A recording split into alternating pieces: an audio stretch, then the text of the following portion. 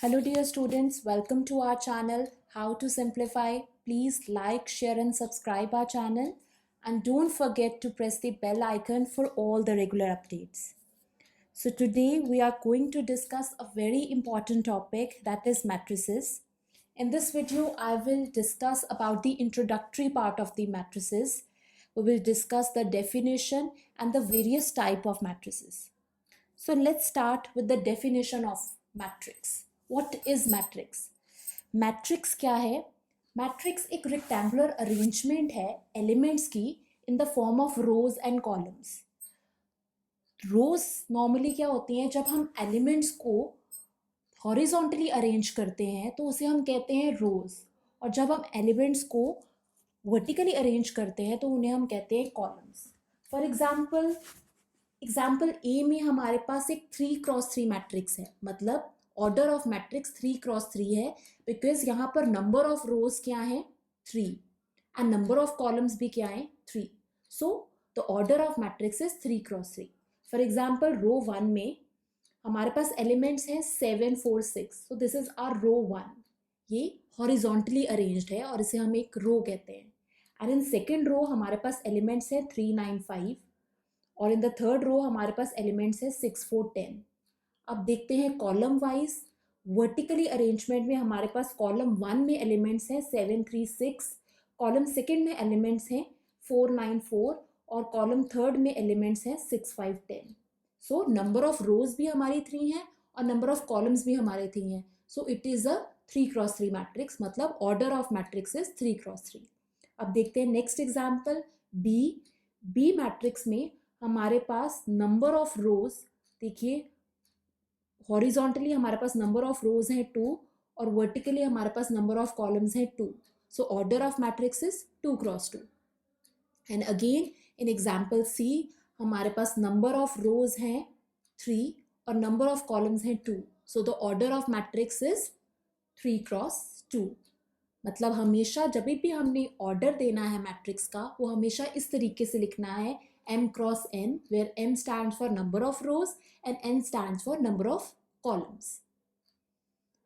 Next जो matrix है उसे हम हमेशा कैपिटल लेटर्स के साथ डिनोट करते हैं. नॉर्मली हम उन्हें डिनोट करते हैं कैपिटल A, कैपिटल B और सो ऑन. नाउ अगर कॉम्पैक्ट फॉर्म में मैट्रिक्स को लिखना हो तो हम उसे लिखते हैं capital A equal to AIJ. अब AIJ क्या है? It tell us about the position of the element, कि मैट्रिक्स में जो हमारे एलिमेंट्स हैं उनकी पोजीशन कहाँ पर है. So let us take an example 3x3 matrix वाला ये हम एग्जांपल लेते हैं. वहाँ पर हमारा फर्स्ट एलिमेंट क्या है 7 और इस एलिमेंट की पोजीशन क्या है A11. मीन्स ये एलिमेंट बिलोंग कर रहा है फर्स्ट रो और फर्स्ट कॉलम को, इसीलिए हम इसे कहते हैं A11. अब हमारा नेक्स्ट एलिमेंट है 4 and it belongs to first row and second column, तो हम इसकी पोजीशन होगी A12. सिमिलरली जो हमारा नेक्स्ट एलिमेंट है फर्स्ट रो और थर्ड कॉलम में, दैट इज एलिमेंट 6, उसकी पोजीशन है A13. मीन्स जो एलिमेंट 6 है it belongs to first row and third column. Similarly second row में हमारा जो फर्स्ट एलिमेंट है दैट इज थर्ड, ये बिलोंग कर रहा है सेकेंड रो में और फर्स्ट कॉलम में, तो हम इसे लिखेंगे A21. Always remember A21 means 2 stand for row and 1 stand for column.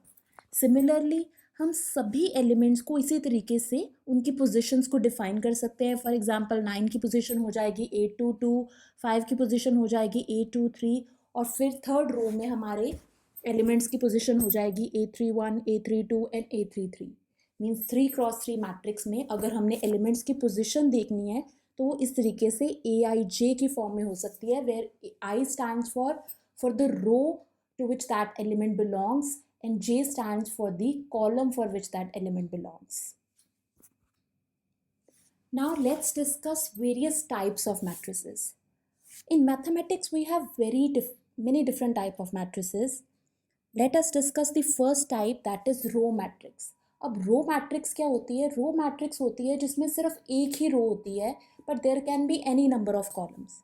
For example A में हमारे पास एक ही रो है जिसमें हमारे पास एलिमेंट्स हैं 5 8 12 4, लेकिन कॉलम्स हमारे पास 4 हैं वर्टिकली देखिए कॉलम्स हमारे पास 4 हैं जिसमें हमारे पास एलिमेंट है फर्स्ट कॉलम में 5, सेकंड कॉलम में 8, थर्ड कॉलम में 12 एंड फोर्थ कॉलम में 4.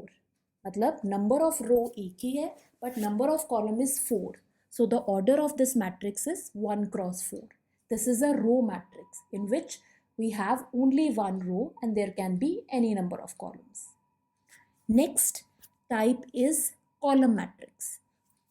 Column matrix is exactly opposite to row matrix.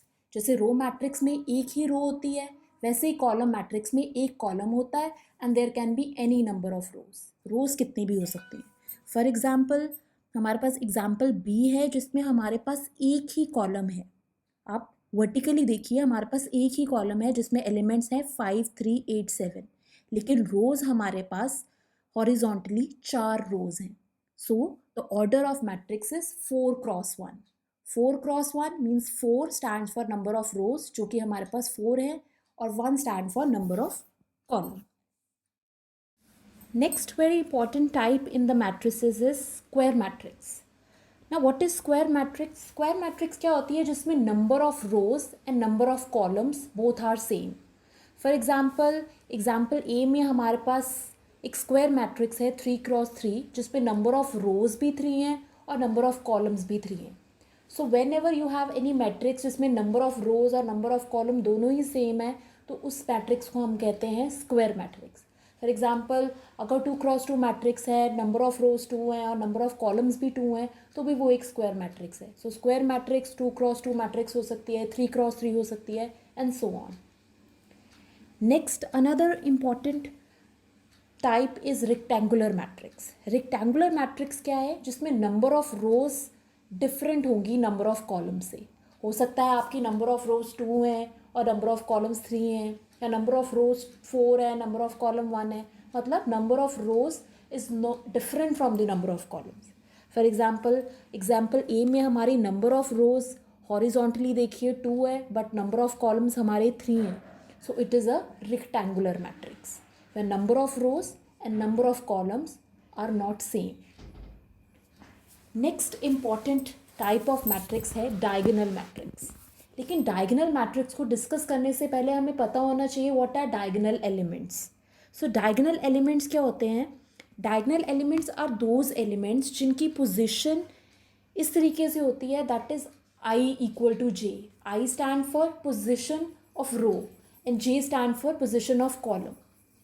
तो अगर आपके एलिमेंट्स में रो और कॉलम दोनों की पोजीशन सेम है so that is diagonal element. For example हमारा फर्स्ट एलिमेंट है A11 which belongs to first row and first column. So वो हमारा एक डायगोनल एलिमेंट है.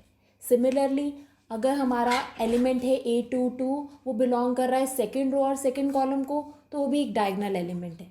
और हमारा एलिमेंट है A33 जो बिलोंग कर रहा है थर्ड रो और थर्ड कॉलम को so it is also a diagonal element. मतलब जब पोजिशन ऑफ रो और पोजिशन ऑफ कॉलम सेम होगी एलिमेंट की that those elements are called diagonal elements.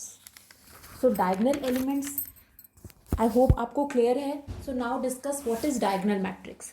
Diagonal matrix क्या होती है जिसमें सभी एलिमेंट जीरो होते हैं except for the diagonal elements. जो डायगोनल एलिमेंट्स हैं as we have discussed earlier A11, A22, A33 in case of 3 cross 3 matrix. तो उसमें जो हमारे A11, A22, A33 diagonal elements है वो नॉन ज़ीरो होंगे. इट कैन बी 5, 7, 9 जैसे हमारे एग्जाम्पल में है. और जो बाकी सारे एलिमेंट्स होंगे नॉन डायगोनल वो सारे ज़ीरो होंगे. So this type of matrix is called diagonal matrix in which all the elements are zero except for the diagonal elements. Now let's take another matrix, scalar matrix. Scalar matrix क्या है? ये भी एक square matrix होती है. Scalar matrix एक square matrix होती है जिसमें सारे एलिमेंट जीरो हैं except for the diagonal elements. और जो डायगोनल एलिमेंट्स होंगे वो हमेशा सेम होंगे. मतलब वो एक स्केलर होगा. It can be 2, it can be 5, it can be 3. मतलब जो डायगोनल एलिमेंट्स हैं उनकी वैल्यू सेम होगी. That type is called scalar matrix. Next हमारी लास्ट जो टाइप है मैट्रिसेस में, टाइप ऑफ मैट्रिसेस में, वो है आइडेंटिटी मैट्रिक्स और यूनिट मैट्रिक्स.